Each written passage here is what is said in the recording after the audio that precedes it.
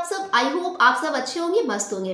तो हाजिर हूं मैं आपके साथ एक बार फिर से ये बोर्ड में छपने वाली प्रश्नों की सीरीज के साथ, जो कि आपके लिए बहुत ही ज़्यादा महत्वपूर्ण होने वाली है, क्योंकि आज के इस वीडियो में हम सॉल्व करने वाले हैं जेनेटिक्स के कुछ ऐसे प्रश्नों को जो कि आपके बोर्ड एग्जाम में कई बार पूछे जा चुके हैं। तो आइए इसे स्टार्ट करते हैं। तो देखिए, सबसे पहला क्वेश्चन क्या है? How does sex determination take place in human, यानी कि मानव में लिंग निर्धारण कैसे होता है। देखो, ये क्वेश्चन आपका बहुत ही ज़्यादा इम्पॉर्टेंट है, कई बार पूछा जा चुका है। 10 में पूछा गया, 12 में, 13, 14, 15, 16 और 17, ये कई वर्षों में पूछा जा चुका है। तो इसे आप बहुत ही ज़्यादा इम्पॉर्टेंट मार्क कर लीजिए। ठीक, देखिए आंसर क्या है इसका। Sex determination is a system which decides the sexual characteristics of an organism और ऑफ स्प्रिंग, यानी कि जो सेक्स निर्धारण की प्रक्रिया है, यानी लिंग निर्धारण की जो प्रोसेस है, ये एक ऐसी प्रक्रिया है जिसमें कि जो संतान होता है, जो जीव होती, उसके लिंग का निर्धारण होता है। तो देखिए, it helps to determine whether the organism will be male और फीमेल, यही निर्धारित करता है कि जो जीव है, जो संतान है, वो मेल होगी या फिर फीमेल होगी। ठीक है, तो ये चीज पे आपको ध्यान रखनी है कि it was first studied by the German scientist Hermann Henking in 1891। ये जो लिंग निर्धारण की प्रक्रिया है, सबसे पहले किसने ये स्टडी की थी? ये एक जर्मन साइंटिस्ट थे, जर्मनी के एक वैज्ञानिक थे, जो कि थे हर्मन हैंकिंग। इन्होंने 1891 में इस प्रोसेस को पता किया था। ठीक है, अब देखो, अब हम समझेंगे कि कैसे ये लिंग निर्धारण की प्रक्रिया होती है। तो सेक्स डिटर्मिनेशन इन ह्यूमन, देखिए, human have 23 pairs of chromosome. जो मानव होते हैं, जो मनुष्य होते हैं, ठीक है, तो उनमें कितने क्रोमोसोम्स होते हैं? 23 पेयर क्रोमोसोम्स होते हैं, यानी कि 23 जोड़े होते हैं, या फिर आप 46 भी बोल सकते हो। ठीक है, 23 जोड़ी बोलो या फिर 46 क्रोमोसोम्स। अब देखो, इनमें से 20 पेयर्स क्या होते हैं? ऑटोसोम्स होते हैं, यानी कि जो 22 जोड़े क्रोमोसोम होंगे वो क्या होंगे? वो आपके ऑटोसोम्स होंगे। जबकि सिर्फ 1 पेयर जो होता है, ये क्या होता है? ये सेक्स क्रोमोसोम्स होते हैं। ठीक, और which actively take part in the process of sex determination, ये जो सेक्स क्रोमोसोम होते हैं ना, यही आपके सेक्स डिटर्मिनेशन में पार्ट लेते हैं। ठीक है, लिंग निर्धारण में इन्हीं का ही रोल होता है। ठीक, जो ऑटोसोम्स होते हैं ये हर सभी मनुष्यों में सेम होंगे, यानी कि फीमेल में और मेल दोनों में ऑटोसोम्स की संख्या 22 होगी, लेकिन डिफरेंस किन में होता है? इन सेक्स क्रोमोसोम्स में होता है। ठीक है, जो मेल होते हैं, ठीक है, मेल और फीमेल दोनों में ही क्या होता है कि 2 सेट्स ऑफ सेक्स क्रोमोसोम्स होते हैं। ठीक, अब देखो होता क्या है। मेल में कितने क्रोमोसोम्स होते हैं? 2 होंगे भाई। ठीक है, 1 पेयर होगा, तो इनमें क्या होता है? एक्स और वाई। ठीक है, मेल में कितने क्रोमोसोम होंगे? 2 होंगे, वो भी एक्स और वाई होंगे। ठीक, जबकि जो फीमेल होती है, इनमें एक्स एक्स क्रोमोसोम्स होते हैं। अब देखो होता क्या है कि कैसे लिंग निर्धारण होता है, कैसे पता चलेगा कि एक बेबी होगी, एक लड़की होगी या एक लड़का होगा। ठीक, तो देखो होता प्रोसेस क्या होता है। ये फादर है और ये मदर है। फादर के पास कितने क्रोमोसोम्स है? 2 है। अब उसमें एक एक्स है और एक वाई क्रोमोसोम्स है। ठीक है, यानी कि एक्स और वाई, ये 2 क्रोमोसोम्स है। जबकि जो मदर होती है, फीमेल होती है, उसके पास क्रोमोसोम्स क्या होते हैं? ये एक्स एक्स होते हैं। ठीक है, ये एक्स एक्स क्रोमोसोम है। अब देखो होता क्या है, जब फर्टिलाइजेशन होता है, ठीक है, निषेचन की प्रक्रिया होती, तो जब निषेचन के दौरान होता क्या है, अगर मेल से, फादर से हमें एक्स क्रोमोसोम मिला और फीमेल से हमें, यानी माँ से हमें एक्स क्रोमोसोम मिला। अब देखो, माँ के पास तो दोनों क्रोमोसोम क्या है? एक्स एक्स ही है। ठीक है, तो इससे तो सिर्फ हमें एक ही क्रोमोसोम मिलेगा, चाहे एक्स चाहे कोई भी मिले, दोनों ही क्या है? एक्स ही है। जबकि जो फादर है, फादर के पास कितने हैं? 2 तरह के क्रोमोसोम है, यानी कि एक एक्स है और एक वाई है। तो ये निर्धारित करता है कि लड़की होगी या लड़का हो। देखो, अब यहाँ से आपको पता चलेगा कि ये चीज किस पे डिपेंड करती है। एक फादर पे डिपेंड करता है कि लड़की होगी या लड़का होगा, या एक मदर पे डिपेंड करता है। देखो, सबसे इम्पॉर्टेंट चीज है, बहुत ही ज्यादा महत्वपूर्ण टॉपिक है ये। ठीक है, कि कोई भी लड़की हो रही है या कोई लड़का हो रही है तो ये किस पे डिपेंड करता है, ये फादर पे डिपेंड करता है, क्योंकि जो फादर है, फादर के पास दोनों क्रोमोसोम्स है, एक्स क्रोमोसोम्स भी है, वाई क्रोमोसोम्स भी है। जब फर्टिलाइजेशन होता है, निषेचन की क्रिया होती है, निषेचन के दौरान क्या होता है, फादर से एक अगर एक्स क्रोमोसोम मिला और मदर से हमें वाई क्रोमोसोम मिला तो क्या होता है कि एक्स वाई मिले, ठीक है, एक्स वाई मिले तो मतलब लड़का होगा। अब देखो यही अगर मेल से हमें वाई क्रोमोसोम मिलता है और मदर से हमें एक्स क्रोमोसोम मिला तब तो लड़का हो जाएगा। लेकिन यही अगर मेल से हमें, फादर से हमें एक्स क्रोमोसोम मिला और मदर तो हमें एक्स क्रोमोसोम ही दे पाएगी क्योंकि इसके पास एक ही क्रोमोसोम है, वो भी दोनों सेम ही है, एक्स एक्स ही है, ठीक है। तो मदर से हमें एक्स क्रोमोसोम मिला तो क्या बने, फीमेल बनेगी, यानी कि एक गर्ल चाइल्ड बनेगा, ठीक है। तो ये डिसाइड करता है किस पे, ये फादर पे डिसाइड करता है कि एक होने वाली संतान लड़का होगी या लड़की होगी, ठीक है। अब देखो यहाँ से फादर का स्पर्म मिला, ये एक्स है, ठीक है, और मदर से भी हमें एक्स मिला तो क्या हो गया, ये फीमेल चाइल्ड हो गया, ठीक है। यहीं अगर फादर से वाई क्रोमोसोम मिला और मदर से एक्स क्रोमोसोम मिला तो ये क्या हो गया, एक्स वाई हो गया, यानी कि ये बॉय चाइल्ड हो गया, ठीक है। तो इस तरीके से सेक्स डिटर्मिनेशन होता है। अब देखो इसकी थ्योरी समझ लेते हैं।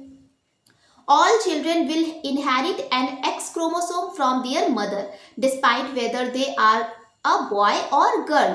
अब देखो सभी बच्चे जो होते हैं उनमें एक क्रोमोसोम अपनी माँ से मिलता है और एक क्रोमोसोम उन्हें अपने फादर से मिलता है। अब वो चाहे लड़का हो या लड़की हो, मतलब एक एक ही क्रोमोसोम दोनों से मिलेगा।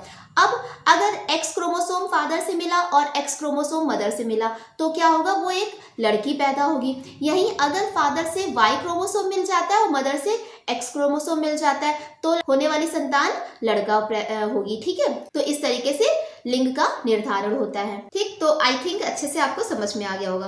तो बच्चों अगर आपने अभी तक चैनल को सब्सक्राइब नहीं किया है तो प्लीज चैनल को सब्सक्राइब कर लें और वीडियो को लाइक कर दें, क्योंकि मैं आपके लिए ऐसे ही प्रश्नों की आपके बोर्ड तक ऐसी ही एक सीरीज लाती रहूंगी जिससे कि आपको आपके बोर्ड में बहुत ही ज्यादा हेल्प मिल सके। तो बढ़ते हैं अपने नेक्स्ट क्वेश्चन पे। नेक्स्ट क्वेश्चन हमारा क्या कह रहा है, What do you understand by sex linked inheritance?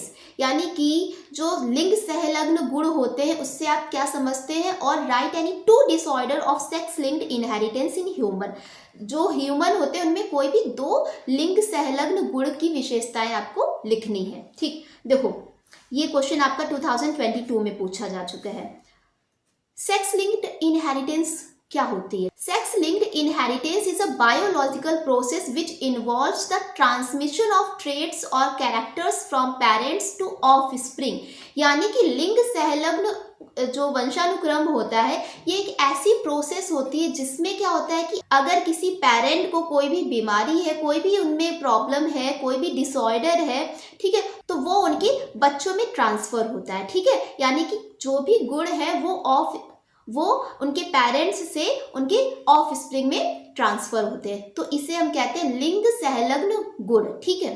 These traits that are being transferred from one generation to the next generation are present on autosomes or sex chromosomes.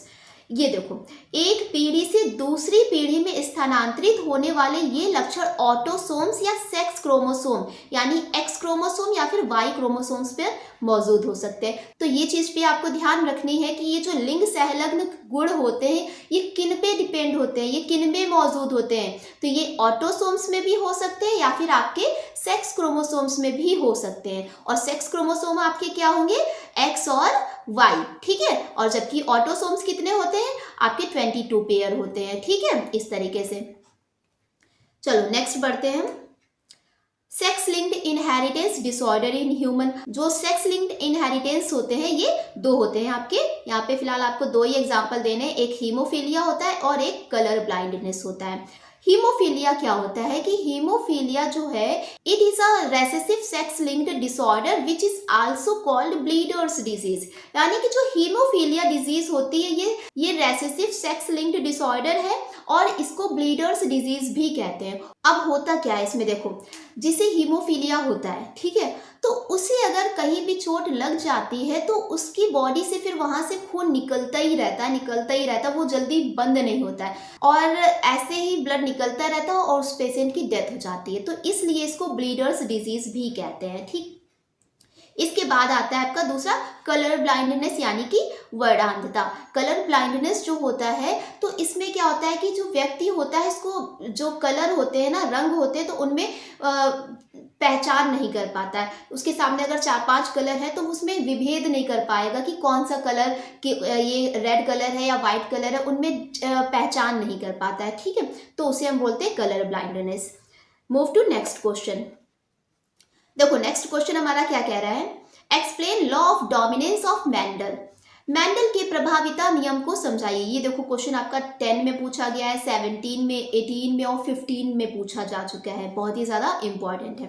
तो देखो प्रभाविता का नियम क्या कहता है, when cross breeding is done between two pure parents with two opposite traits, their offspring show only one dominant trait and the other infective trait। देखो जब एक विपरीत लक्षणों वाले दो शुद्ध जनकों में परस्पर संकरण कराया जाता है तो उनकी संतानों में विरोधी में से केवल एक प्रभावी लक्षण ही सामने आता है। ठीक है, और दूसरा अप्रभावी लक्षण अपने आप को व्यक्त नहीं कर पाता है। मतलब जब हम क्रॉस कराएंगे, ठीक है, दो अपोजिट ट्रेट का, तो क्या एक ही कैरेक्टर अपने आप को कंप्लीट शो करता है, जबकि एक क्या होता है पूरी तरीके से रेसेसिव हो जाएगा। जो अपने आप को शो कर रहा है वो डोमिनेंट कैरेक्टर कहलाएगा।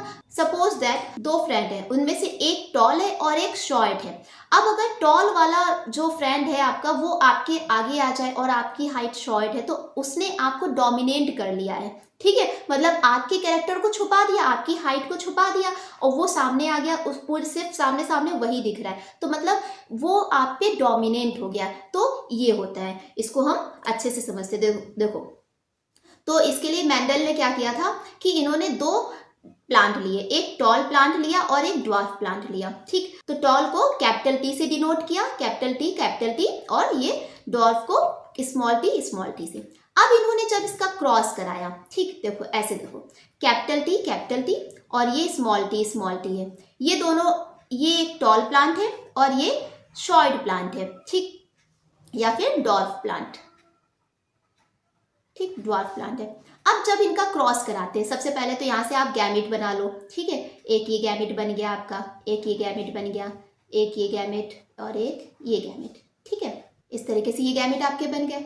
अब देखो इनका क्रॉस कराइए आप, तो कैपिटल टी और स्मॉल टी। ठीक, फिर इसके बाद इसका कराइए, ये capital T small T, then इसके बाद इससे कराइए capital T small T, then इसका इससे, तो कैपिटल टी स्मॉल टी। तो इस तरीके से क्रॉस जब आपने कराया तो आप क्या देख रहे हो कि सारे के सारे कैसे प्लांट आ रहे हैं, ये सारे टॉल प्लांट आ रहे हैं। ठीक है, सारे कैसे हैं, ये टॉल प्लांट, यानी कि जो टॉल प्लांट है उसने शॉर्ट वाले प्लांट के कैरेक्टर को छुपा दिया। ठीक है, तो ये क्या होता है, डोमिनेंस का लॉ होता है, लॉ ऑफ डोमिनेंस, मतलब पूर्ण प्रभाविता का नियम। ठीक, आई थिंक अच्छे से समझ में आ गया होगा। देखिए बच्चों, अगर आपको ये सीरीज अच्छी लग रही है, क्वेश्चन अच्छे लग रहे हैं, तो प्लीज़ चैनल को सब्सक्राइब कर लीजिए और वीडियो को लाइक कर दीजिए और इसे अपने ज़्यादा से ज़्यादा दोस्तों से शेयर करिए, क्योंकि मेरा आपसे वादा है इस सीरीज़ को पढ़ने के बाद, इसके हर एक क्वेश्चन को सॉल्व करने के बाद आप अपने बोर्ड में डेफिनेटली आप बहुत ही अच्छा स्कोर करने वाले हो। इस सीरीज से आपका एक भी क्वेश्चन बाहर नहीं जाएगा, क्योंकि मैं आपके लिए टॉपिक वाइज टॉपिक और हर एक चैप्टर वाइज चैप्टर ये सीरीज ला रही हूँ, जिसमें कि अभी आप जेनेटिक्स के क्वेश्चन को सॉल्व करेंगे और इससे पहले मैंने आपको रिप्रोडक्शन से रिलेटेड सभी इंपॉर्टेंट क्वेश्चन कराए हैं। तो प्लीज वीडियो को लाइक करिए और चैनल को सब्सक्राइब करिए। तो बढ़ते हैं अपने नेक्स्ट क्वेश्चन पे। देखिए नेक्स्ट क्वेश्चन क्या कह रहा है, how many pairs of opposite characteristics did Mendel study in P plant. यानी कि जो मेंडल थे, इन्होंने जो कितने जोड़ी विपरीत लक्षणों का अध्ययन किया था, तो इनमें से किन्हीं 4 लक्षणों को आपको लिखना है। ठीक है, ये आप क्वेश्चन आपका 15 और 17 में पूछा गया है। ठीक, देखो मेंडल ने 7 कंट्रास्टिंग कैरेक्टर को अपने एक्सपेरिमेंट में रखा था। ठीक है, उन पे ही इन्होंने स्टडी किया था। अब इनमें से 4 लक्षण को आपको कोई बताने हैं। तो सबसे पहला आपका लक्षण क्या था कि कलर ऑफ फ्लावर्स, इन्होंने क्या किया था, 2 कलर के फ्लावर लिए थे, एक वाइट लिया था और एक पर्पल लिया था। सेकेंड क्या है कि कलर ऑफ सीड्स, सीड के कलर को देखा था इन्होंने, उस पर अध्ययन किया था। तो कौन से कलर थे, ग्रीन और येलो। नेक्स्ट क्या है, tall and dwarf of the plant, एक लंबा पौधा लिया था और एक छोटा पौधा लिया था।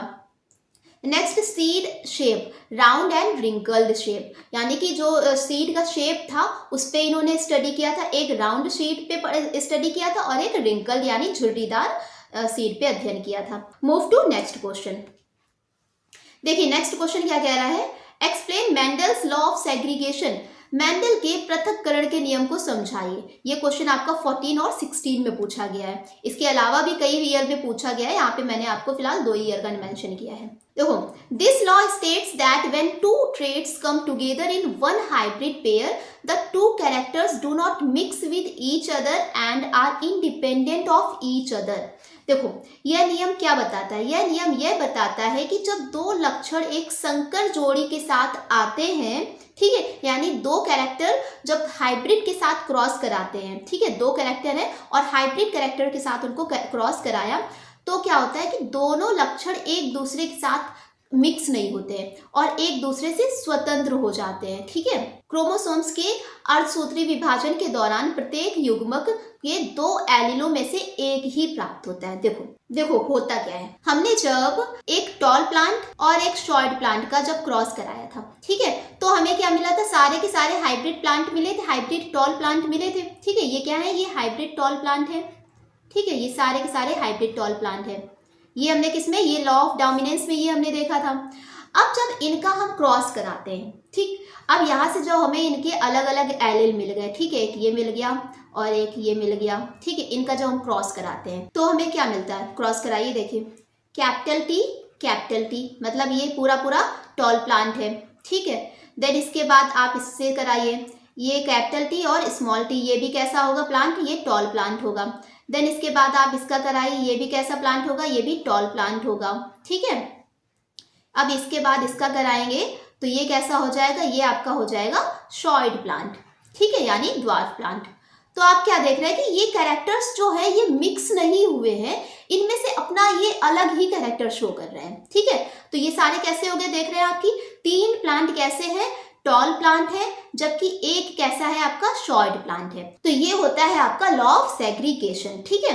तो जिसमें कि आपका फिनोटिपिक रेशियो कितना आता है, 3:1 आता है, जबकि जीनोटिपिक रेशियो कितना आता है, 1:1 आता है, ठीक है। तो ये चीज आपको ध्यान रखनी है, ठीक। आई होप अच्छे से समझ में आया होगा। Move to next question. Next question क्या कह रहा है, अनिषेक फलन क्या होता है, यानी कि व्हाट इज पार्थेनोकार्पी। देखो पार्थेनोकार्पी क्या होता है, parthenocarpy is the production of fruits without the fertilisation of ovule, यानी कि जो ओव्यूल होता है, ठीक, तो उसका फर्टिलाइजेशन के बिना ही उससे क्या बन जाता है, फ्रूट बन जाता है, तो उसे हम बोलते हैं पार्थेनोकार्पी। और ये जो पार्थेनोकार्पी होती है ये आपकी बनाना और फिग में होती है, ठीक है, जिनमें कि फर्टिलाइजेशन नहीं होता, बिना फर्टिलाइजेशन के ये एक फ्रूट बन जाता है, ठीक। तो इस तरीके से ये होता है। एक और चीज इसमें आपको ध्यान रखनी है कि जब फर्टिलाइजेशन नहीं होगा, ठीक है, तो उसे हम क्या कहेंगे, अनिषेक फलन कहेंगे, यानी कि पार्थेनोकार्पी, ठीक है। पार्थेनोकार्पी एक ऐसी प्रोसेस है जिसमें कि बिना फर्टिलाइजेशन के फ्रूट बन रहा है और इसमें सीड का फॉर्मेशन नहीं होता है। ये सबसे इंपॉर्टेंट चीज है जो कि आपको ध्यान रखनी है, ठीक। Move to next question. देखो नेक्स्ट क्वेश्चन हमारा क्या कह रहा है, ये अब हम एमसीक्यू सॉल्व करेंगे। तो पहला क्वेश्चन इसमें हमारा क्या है कि the structure of DNA by received the Nobel prize in 1962, कि किसको डीएनए की संरचना के लिए 1962 में नोबेल पुरस्कार दिया गया था, ठीक है। तो देखिए क्वेश्चन आपके ऑप्शन क्या है, Maurice Wilkin, Rosalind Franklin, Francis Crick and Erwin Chargaff. तो आपका आंसर हो जाएगा फ्रांसिस क्रिक। जो फ्रांसिस क्रिक थे तो इन्हें 1962 में नोबेल प्राइज मिला था, ठीक है, डीएनए पे वर्क करने के लिए, ठीक है, डीएनए, क्योंकि इन्होंने क्या किया था, इन्होंने डीएनए की डबल हेलिकल स्ट्रक्चर को दिया था, ठीक है, डबल स्ट्रक्चर मॉडल दिया था इन्होंने, तो इसलिए इन्हें 1962 में नोबेल प्राइज मिला था, ठीक। नेक्स्ट क्वेश्चन क्या है हमारा, what branch of biology focuses on the study of patterns of inheritance, यानी कि जीव विज्ञान की कौन सी शाखा वंशानुक्रम के पैटर्न पर अध्ययन केंद्रित है, ठीक। तो फर्स्ट है ऑप्शन आपका जेनेटिक्स, इम्यूनोलॉजी, इवोल्यूशन या फिर इकोलॉजी। तो आपका आंसर हो जाएगा जेनेटिक्स। क्योंकि भाई जेनेटिक्स में ही आप वंशानुक्रम को पढ़ते हैं, ठीक है। तो ये हो गया आपका। Now move to next question. Who proposed the law of inheritance in living organism, यानी कि जीवों में वंशानुक्रम के नियम का प्रतिपादन किसने किया था।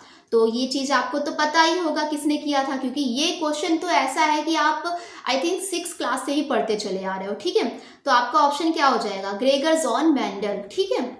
नेक्स्ट क्वेश्चन क्या है हमारा, what is the phenotypic ratio of F2 generation in a dihybrid cross, यानी कि डाईहाइब्रिड क्रॉस में F2 जनरेशन में जो फिनोटिपिक रेशियो होता है वो क्या होता है। तो आपका रेशियो क्या हो जाएगा, 3:1 नहीं, 1:1 ये भी नहीं होगा, 9:3:1 ये भी नहीं होगा। आपका ऑप्शन हो जाएगा, तो आपका करेक्ट आंसर हो जाएगा 9:3:3:1, ठीक है। तो ये हो गया आपका।